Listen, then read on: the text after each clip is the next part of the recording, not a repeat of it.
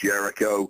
He was never going to get anywhere further in his career by working hard on the show. But I was always impressed by the fact that he really went out of his way. Every single opportunity he got to make me look good, he was going out of his way to make some guy that he'd never met before, some guy they were classing as a rookie. He was doing everything he could to make me look good, to get me over with the crowd, and to make me the winner of that show. And when it really had absolutely no benefit to him to go out and do that, especially when at the time he was the world heavyweight champion.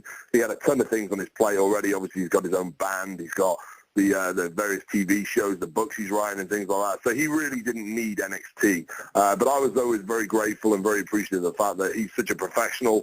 He went out there and did as good a job as he could for me. And, you know, when you watch that show, he really was a standout on the show. And that's a testament to the kind of guy he is and the kind of professional he is. So I'll always appreciate that from him. Oh, you know, it totally came through on the show. And then, of course, it goes, the Nexus leader you become, Raw is destroyed. And that was one of the most talked about angles, storylines in, the last 5 years. Everybody was so either upset, excited, there was a reaction to it. WWE has never lost control of their show in storyline or in real life, really, and then they let you guys do it. You guys are the first guys to do it. Did Vince come to you and say, here's what you guys are going to do? And what was it like when you're out there just wreaking havoc? It had to be like a huge adrenaline rush. Yeah, it was huge. I mean, we went through in the day exactly what we're going to go out there and do, what kind of attack we were going to do.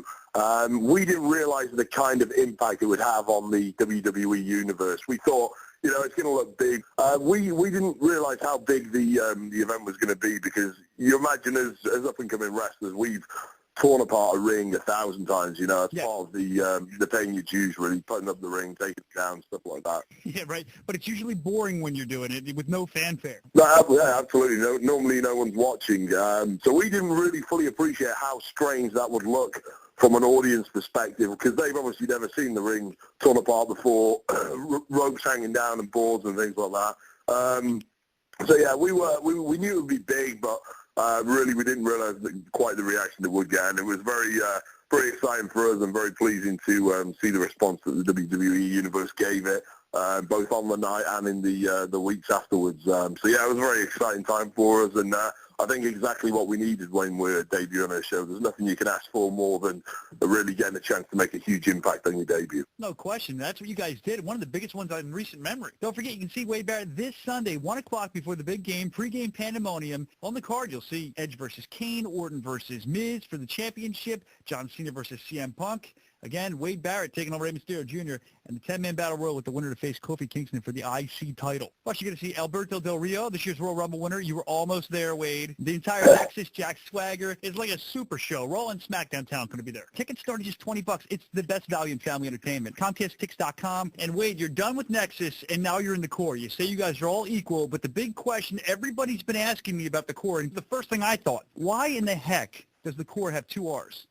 We sent Heath Slater to the place where you go to register trademarks, and Heath isn't the best at spelling, so the rest of us would have spelled it C-O-R-E, but unfortunately he spelled it C-O-R-R-E, and there we go. Then we're set with the core with 2 R's. We shouldn't have said Heath. Anybody else? Well, Wade, you know that you just said that the entire wrestling community is going to pick up on that. And, you know, Wikipedia pages are going to get that. That's going to be the reason. So please credit Wade Barrett and the Soscia, S-O-S-C-I-A network with that, all right? But that brings me to my next thing. When you're on the road, you have to have some pretty cool traveling partners, whether you're with the core guys or with old Nexus friends or whatever. Who do you usually travel with? Is it Heath? Because, I mean, on your Twitter, you commented that he snores like a bison. Yeah. Yeah, I do travel a lot with Heath, Justin Gabriel. I used to travel with a lot of the Nexus guys like David Otunga and people like that. And on occasion, I've also traveled with Drew McIntyre, William Regal, and Sheamus as well, because they're all obviously fellow Brit guys, and well, Sheamus isn't a Brit. He'll not be too happy with me saying that. Yeah, but they're guys I've known from the UK, and William Regal's almost like a mentor to the three of us as well. He gives us a lot of advice, a lot of help, and yeah, we're all pretty close. So travel around a lot with those guys, but yeah, at the moment it's been mainly with Heath and Justin Gabriel since we moved to SmackDown. Quite a roster to travel with those guys, you know. But again, I'm asking the question. I mean, you said on your Twitter you have insomnia. Is that true, or is it because Heath snores like a bison? bison. Yeah, I mean, I've always been a terrible sleeper, so I can't really blame Heath. It's not really his fault, but yeah, he does snore quite badly. I heard Skip Sheffield is the worst snorer of anyone on the roster, so I've never actually roomed with him. I think the two of us rooming together would just be a disaster, so I need to keep away from Skip Sheffield when we're looking for roommates. There you go, wrestling fans. That's like a sign idea for Raw or SmackDown. I want to see it pop up. Heath Slater snores like a bison, or Sheffield snoring kept me awake. Speaking of TVs, Raw and SmackDown, how much time would you typically get with the big man, Vince McMahon? I mean, does he listen to your ideas? Do you get to sit and talk with him? Yeah, I mean, he's obviously a busy guy. He's in and out of meetings all day, but I mean, he's never too busy to speak to one of us. If I've got an issue I need to have a chat with him about, he will make time for me. So, usually the type of thing I need to ask him, or the type of thing I need to chat to him about, it'll maybe take 1 or 2 minutes. We can have that chat in the corridor. But if there was something more significant or a bigger thing we needed to discuss, he would make time. He'd give me as much time as I needed to air my thoughts with him. And that's why his company's so huge. A little known fact, whether you care or not, I'm going to tell you. I've actually worked for WWE twice. I did something with the Big Show here in Philly where he beat me up. I did something with Crime Time in Washington, when they try out before the shows. And I noticed when I was backstage, The one thing I really noticed was, other than the catering being phenomenal, I don't know how you guys stay in such shape. It's like a little city back there, a great operation. And Vince, he's like, I don't know how he does it. It's like he's running on batteries. He has his hands in everything. He's just involved, and he's part of it. Yeah, definitely. I mean, that says a lot about the type of guy he is. That's why WWE has become as big as it is. It's because of one man, and that man is Vince McMahon. He is in control of every single segment that's on the show. He approves it or he denies it.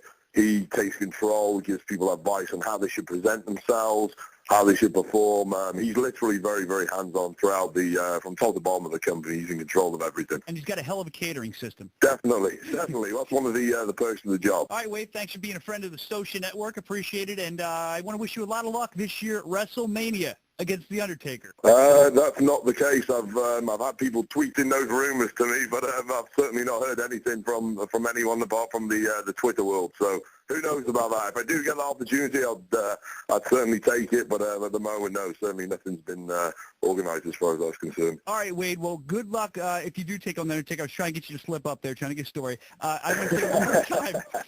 Pre-game pandemonium. It's this Sunday. And Wade Barrett, thank you for taking so much time with the Soscia Network. We appreciate it. I mean, I know you have a million other things to get to today. No problem at all. Oh, wait, by the way, before you go, you'll probably appreciate this, kind of like a personal thing. I was asked, I put on Facebook and Twitter if any fans have any questions for you. And, there's two friends of the show that listen a lot. One former WWE referee, Kevin Keenan. He wanted to know if you could sing Kanye West and Stronger. No, that 100% is not going to happen.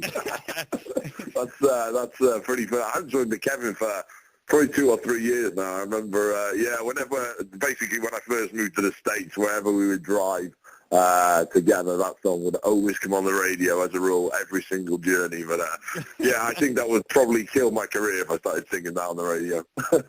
And the other guy that tweeted me, there's a lot of tweets coming in and Facebook questions for you, but a guy named Rocky Styles that used to be your travel buddy asked me to say hello. Oh, Rocky Styles, yeah. Oh, yeah, I forgot those guys, both up in the Philly area. Oh, yeah, they listen all the time, so, I figured to give a shout to them. But I'm going to let you go, man. Thanks for hanging out today, Wade, and we'll talk to you again soon, all right? Thank you, Brian. All right, buddy. See you. It's going to be a heck of a show, a super show. Raw and SmackDown this Sunday, Wells Fargo Center in Philly for pregame pandemonium. Don't miss all the action before the big game, featuring all your favorite WWE, Raw, and SmackDown superstars. Starts at 1 o'clock. It's the Edge versus Kane, Philly street fight for the world title, Randy Orton versus The Miz for the WWE Championship, John Cena versus CM Punk, Rey Mysterio versus the man we just talked to, Wade Barrett. That should be interesting. And also, we'll see a 10-man battle royal, and the winner to face Kofi Kingston for the Intercontinental title, plus so many more superstars from Royal Rumble winner Alberto Del Rio, Dolph Ziggler. We'll see Nexus, Jack Swagger, Cody Rhodes, Michelle McCool, and so many more. And tickets start just $20. If you want to pick them up, they're available at the box office, ComcastTix.com, or charge by phone, 1-800-298-4200. WWE by far the best value in family entertainment. Don't forget to check out my interview with The Miz on YouTube as well. That's The Miz Chop. Just type that in, it'll come right up, all right? And all other web exclusives, the Soscia Network page at mixphiladelphia.com.